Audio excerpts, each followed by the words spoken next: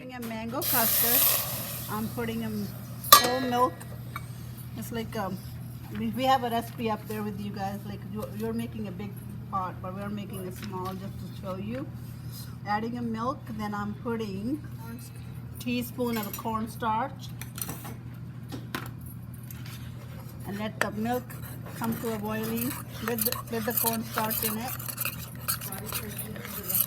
North Indian? North Indian. Because I think South Indians don't even go out of dairy, right? Yeah, but they have lots of mangoes.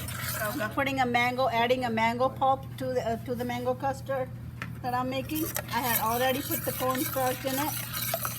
Now I added the mango pulp. You can get the mango pulp from all Indian stores.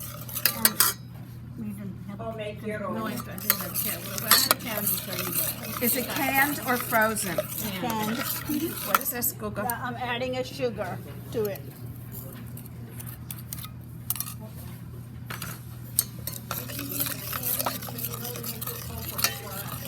Yeah, you can. I mean, we just do the can one. We can also make the fresh pulp as well.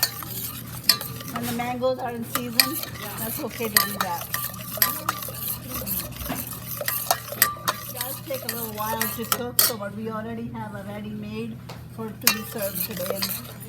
And because after you cook it, you let it sit in the refrigerator overnight. So how long do you cook this now, or should you cook it once you add the mango puree? Tell us. About 10 minutes.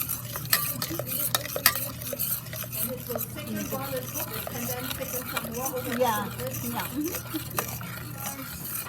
Our raisin, today, the one we are serving, we had added almond to it, and then the cocktail fruit. Okay. This is ready to be put in the refrigerator, and you can add almonds or cocktail fruit and serve it the next day. Like it's about this thick. It'll get thickened in the refrigerator. You can add fresh fruit, or you can add raisin or almonds. right?